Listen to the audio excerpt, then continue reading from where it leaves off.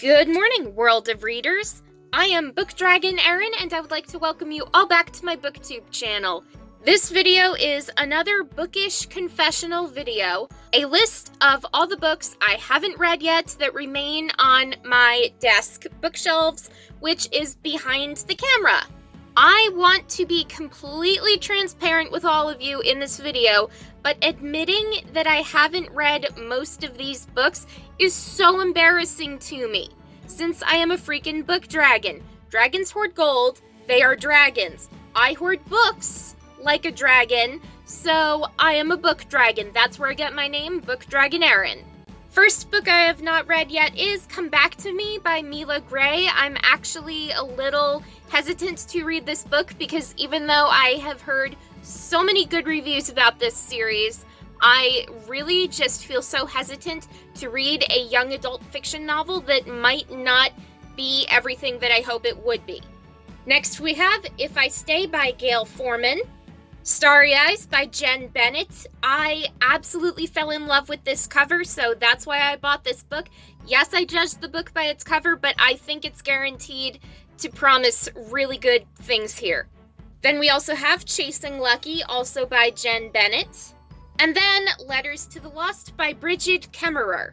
I originally got this book from Barnes & Noble because 1, I enjoy Bridget Kemmerer's books, and 2, it was on sale for 50% off, so this came home with me that day.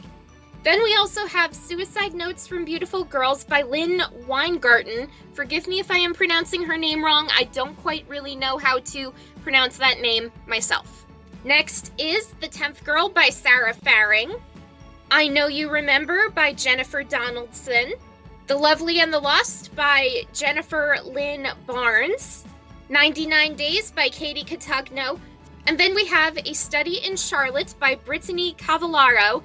This is a second generation Sherlock Holmes sort of novel where it's not actually a second generation but multiple generations after Sherlock Holmes and Watson's days of solving mysteries. This is about their descendants solving mysteries of their own, and I have had a crush on Sherlock Holmes all my life, ever since I read the books as a little kid.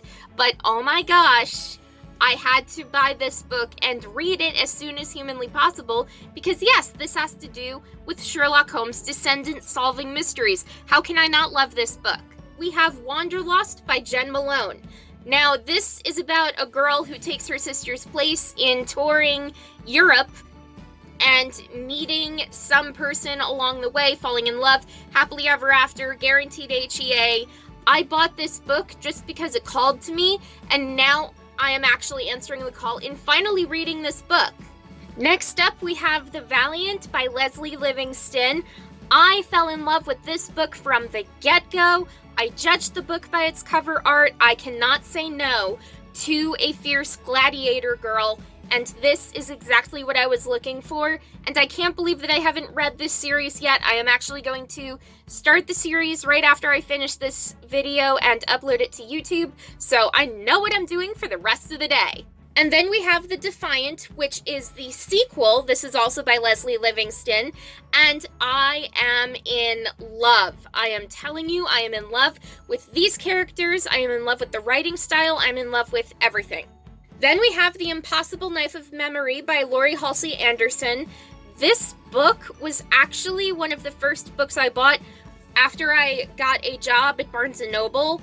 And I would have kept the job at Barnes & Noble, but the funny thing was, all my paychecks, or at least most of them, went back to Barnes & Noble because I kept buying books. So I actually had to resign my position because 1, I was a seasonal worker, and 2, I actually kept giving my paychecks to Barnes & Noble, so I figured I could save money by not working there anymore, and I've actually bought less books than I ever have before, which is really weird. Then we have Vampire Academy by Rochelle Mead, and its sequel, Frostbite. Moving on, the next book that I have not read yet is The Girl Who Knew Too Much by Tiffany Brooks. This book reminds me a little bit of Survivor with a twist. Now, anyone who knows me knows I love Survivor Jeff Probst is awesome. I love the social aspects of the TV show, and this is basically Survivor for teenagers, where everything goes wrong in a really weird way, and there's like a murder mystery or something, and I honestly don't know much about this book other than I am ashamed that I have not read this yet. Next up, we have Beautiful Wild by Anna Godberson. This is one of the original covers, as you can see, and there's also a tag for an ARE novel, Advanced Readers Edition. I actually won this book in a Goodreads contest, so I got this book before the publication ever hit the shelves, and I am amazed in the most negative way that I have not read this yet. This is actually a historical fiction novel, so that possibly might be the reason why I haven't actually read it yet, even though it's been a while, because historical fiction, for some reason, is the genre in reading books that is least interesting to me. I love historical nonfiction, and I love fiction itself, and I love romance. This is a historical fiction novel, so chances are I would enjoy this less than other books, but that's just my initial reaction to it. I haven't actually given this book a fair chance yet, so when I do read it, I will let you guys know what I think of it in reading this novel. Next up, we have The Paladin Prophecy by Mark Frost. I absolutely love this cover. I am fascinated by science fiction, and I can't say no to a book with a shiny cover, and God knows this is shiny. We also have its sequel, The Alliance, and Beneath the Citadel by Destiny Soria. This book looks amazing. This is another book that I judged by its cover art, and I was not disappointed. I actually read the first few chapters of this novel, but set it aside because my ADHD was getting the best of me that day, and I'm like, okay, reading, oh look, another book, and I started reading that. But from what I read in Beneath the Citadel, I absolutely loved this. Next up, we had If He Had Been With Me by Laura Nowlin. I have not picked up reading this book yet, but I definitely want to because I am so fascinated by the plot here. And then we have Aristotle and Dante Discover the Secrets of the Universe by Benjamin Eliar Sains.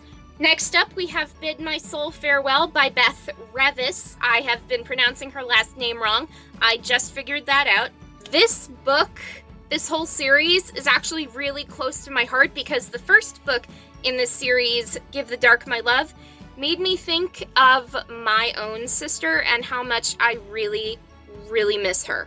Getting a little deep here, when I was a toddler, I had a sister who passed away, and I often think to myself, okay, if I could take on half my sister's medical problems while giving up 50 years of my own life to have her back for 5 minutes, I would do it in a nanosecond, no hesitation, no regrets. Moving on, we have Agnes at the End of the World by Kelly McWilliams. This book intrigued me, not only because the cover art is just absolutely beautiful with the hair fading into ravens, but also because my confirmation name from a religion I used to believe in, but no longer, my confirmation name is Agnes, and since I find Agnes to be a name so rare in so many books I read, I basically buy any book with Agnes as an author or as a character. In this book, it's a character. Then we also have Earth to Charlie by Justin Olson, and The Creeping by Alexandra Sirui. I have not read this book yet, but closer to Halloween this year, I so want to read this novel because it just sounds so Halloween-esque that I would be guaranteed to love it since I love all things Halloween. Next up, we have Four Dead Queens and The Vanishing Deep by Astrid Schulte, or Schult. I do not know how to pronounce that last name, forgive me again. But these two books, I judged the book by its cover art once more, and I have not been disappointed by this book yet. I'm actually reading this book right now, and I can't wait to review it for you all on my channel in a few weeks. Next up, we have Undead Girl Gang by Lily Anderson.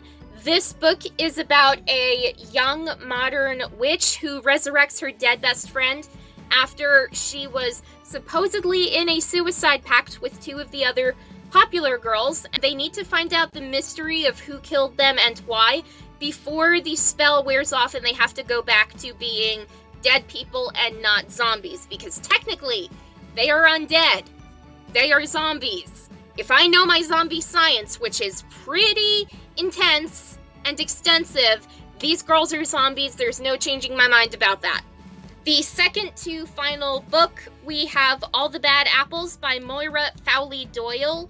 I have tried repeatedly to read this book, but no matter how many times I try, I just can't get into it. The dad is controlling, the mom is gone, the sister is weird, the main character is a lesbian, and supposedly I have heard that there is incest in this book, and I can be taboo. I will admit that. I can love a book for its tabooness, for its forbiddenness, but incest is one of the major no's in my book, so I do not partake in reading 99.99999% of these books, including incest, and if I'm correct in my assumptions, this girl is not actually looking for her older sister who disappeared. She's looking for her mom.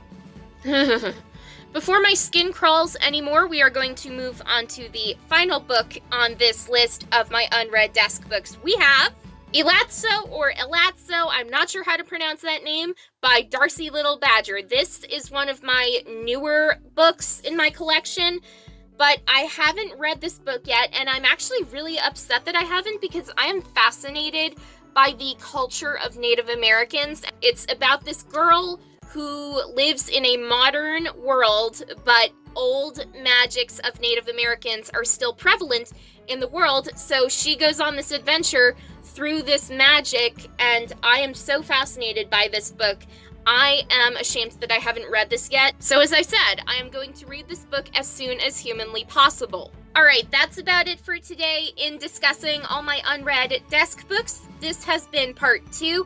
Part 1 was last week's video, so if you haven't seen that, go check that out, then watch this video. I probably should have said that at the beginning of this video, but I can't go back in time and change the past. So anyway, if you enjoyed this video, hit that like button to show some support, subscribe to my booktube channel to get more videos like this, turn on that notification button to be notified when I upload brand new videos every single Sunday, subscribe to my second channel, Erin Rogoff Official, where I keep everything not book related.